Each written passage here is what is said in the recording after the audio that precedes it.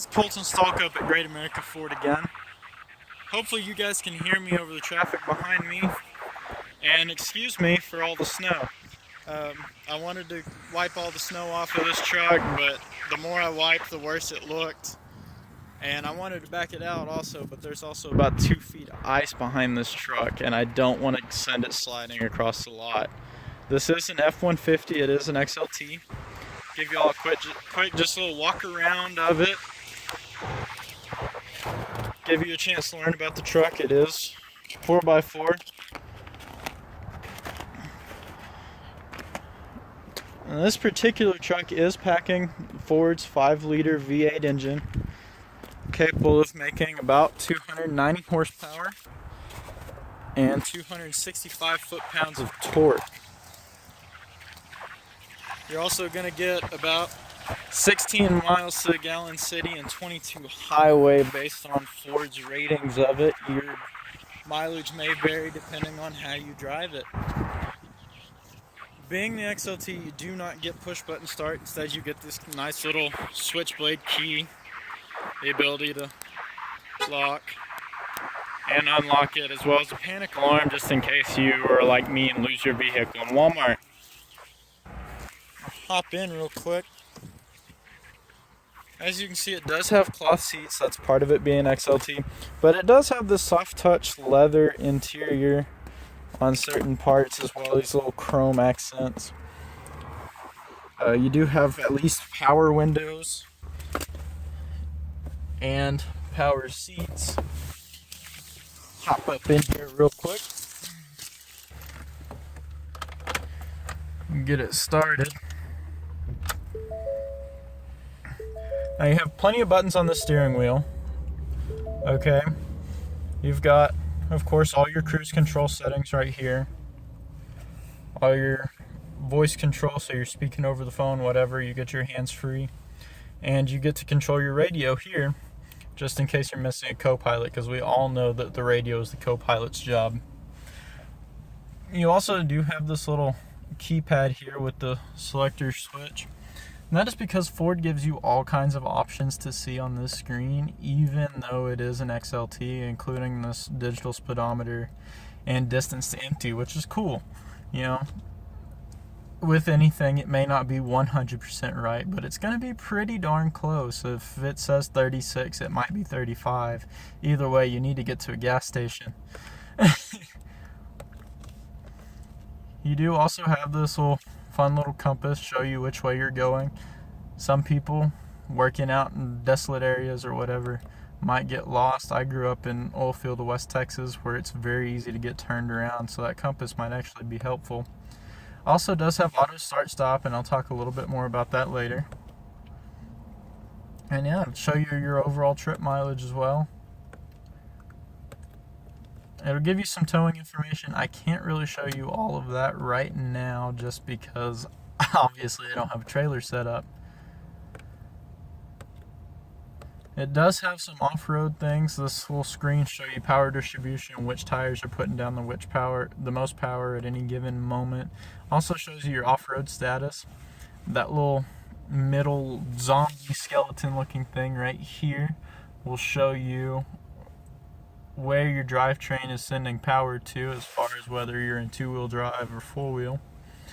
And of course, you can see it'll also show you which angle your truck is tilted at. Right now, I guess the ground I'm sitting on isn't perfectly level because I'm about 2 degrees uphill. So that's really all that's really fun about this screen, except when you look up at the little gear shift, it says drive mode here. Now you push this button in, and this controls your adaptive suspension and a couple other fun little things. You have your normal mode, everyday driving. Engine's gonna give you all the power you really need. You also have tow haul, of course. You know, you're pulling a trailer behind you, have the bed full, whatever else.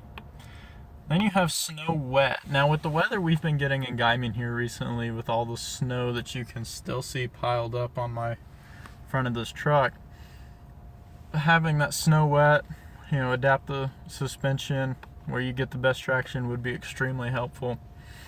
You also have an eco mode, which will cut down the power of the engine just a little bit, but that's done to save you gas mileage. So if you're not pulling anything, you don't really need a lot of power right now, you're just going down the highway or whatever, that might be nice, you know, save you a little bit of fuel out of this 5.0 engine.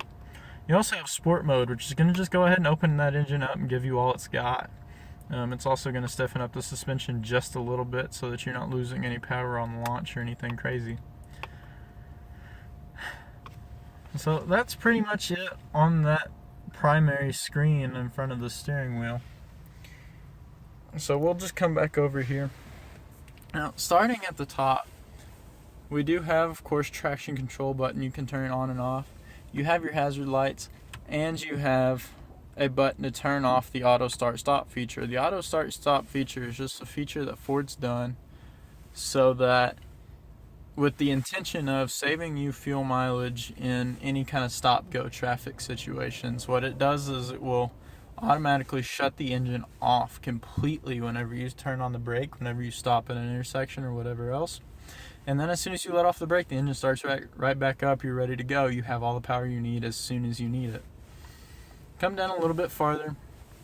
You've got your radio settings here. Music. You do have the ability to connect your phone through Bluetooth and set the clock right here if it's wrong for whatever reason. Coming down a little bit farther, you have the ability to pause your music, shuffle it, or repeat it. Ford also gave you this cool little button here. Turn that screen off, so if you're driving at night, you don't have that annoying little blue LED screen light coming up in your face and blinding you. And then, of course, you do have some radio controls here, because if you have a co-pilot, you don't want them reaching up on your steering wheel. You do have your air conditioning and your heater controls right here. I can guarantee you that the heater does work in this truck because it's the only thing keeping me going right now. As we get down lower, we have this nice little fold-out cubby right here, as well as a USB port and a 12-volt port here. 12-volt port here, which is actually the second one that they put up here on the center, because you also have one up here as well. Come back over here, have the ability to select 4 high, 4 low, 2-wheel like it is right now, and you pull this out, lock up your rear differential, help you, get all the traction you could possibly need. Also have some Pro Trailer Assist, help you back up your trailer should you be hooked up with a trailer. I'm not. And you do also have Ford's built-in trailer braking system, which is becoming pretty much the standard across this level of truck in any brand. Now, the nice fun little thing I want to talk about is the center console that this truck has. Now, open it up, it's pretty shallow. And there's a reason for that. You do have 2 cup holders here as well as 2 cup holders down there. But what's really cool about the top of this console is this right here. Now, since I'm filming this video on my phone, I can't put my phone down in it and show you. But this is built so that your phone's not sliding around or whatever else while you're going down the road, but you can still have it right here where it's handy. Ford also had the forethought to put this little gap in right here so that you can actually have your phone on the charger running down to one of these ports here or up to here and not be kinking your charger. I think that's really cool of Ford. I don't want to spend a lot of money on chargers just because my truck doesn't have the right angle for my cord. Now, as I said, this center console is pretty shallow, but there's a reason for that. Need an extra seat? You got it. Little seat belt right there. This truck does have a back seat. Let me hop out just a minute and let me show you.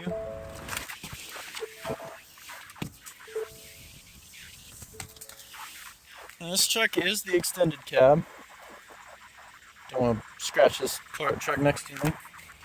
So, instead of having the full door, you get, of course, the little half suicide door. Roll that out here.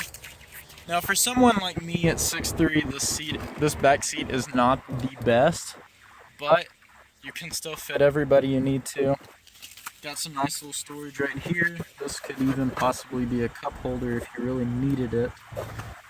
And you do have windows that roll down in the back. Gone are the days of that weird tilt thing that windows used to do. Guys, I appreciate you taking a minute or about 12 minutes to listen to me drone on about this truck. I just want to give you guys the opportunity to learn about what you're buying before you walk in the lot. Now, this truck, as it sits on my lot, I've got it listed for about $40,000. It's a real clean truck. It's great if you're working a lot, you don't need all the bells and whistles, all the crazy features, or if you're just on a budget and need a truck. Once again, guys, I really appreciate y'all listening to me if you've made it here to the end.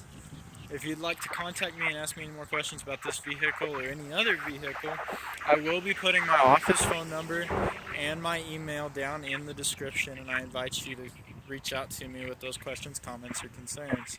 Thank you, and have a great America Day.